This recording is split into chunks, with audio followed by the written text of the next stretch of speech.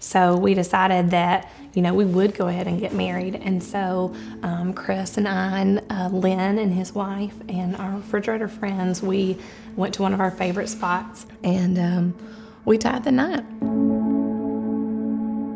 So Chris and I had been dating for 8.5 years or so whenever we decided that maybe we should move in with each other.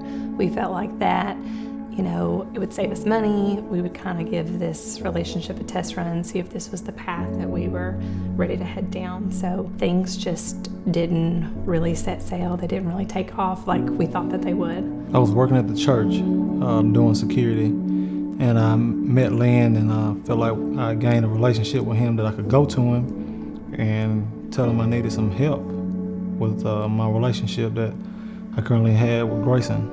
And he asked me a few questions. We discussed quite a few things, and he was willing to help me. And during that time, he asked us to move out.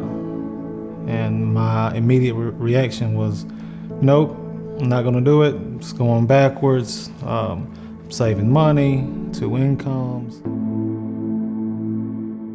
It was the first time that he brought us the picture of, the representation of the triangle and how God's at the top of the triangle and that man and woman is on each side, and that the closer that you come to God, the closer you get to each other. And that made sense, the analogy, but it just didn't make sense to us. We were just very, that's not gonna work for us. We understand what you're saying, but that's just not for us. I remember Chris and I talking about it, and we would say, we're giving and we're serving, and we had even joined a small group, and that was fantastic for us, but it gave us even more conviction that we were not headed down the right path. So I guess we ended up still getting engaged. Something just still wasn't right. We knew in our hearts that something just still wasn't right. And so Chris had always wanted Lynn to do our premarital counseling. Yeah. And then he wanted the condition of us moving out.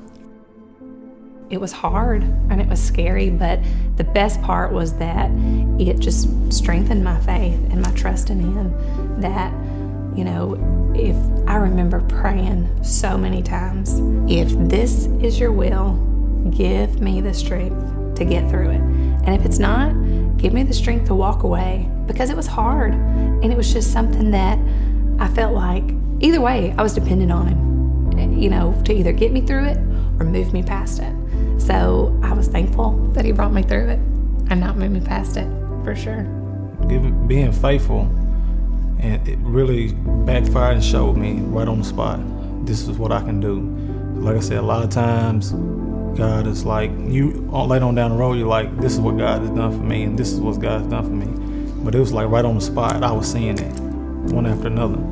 And it just showed me how powerful and how present he can be right on the spot.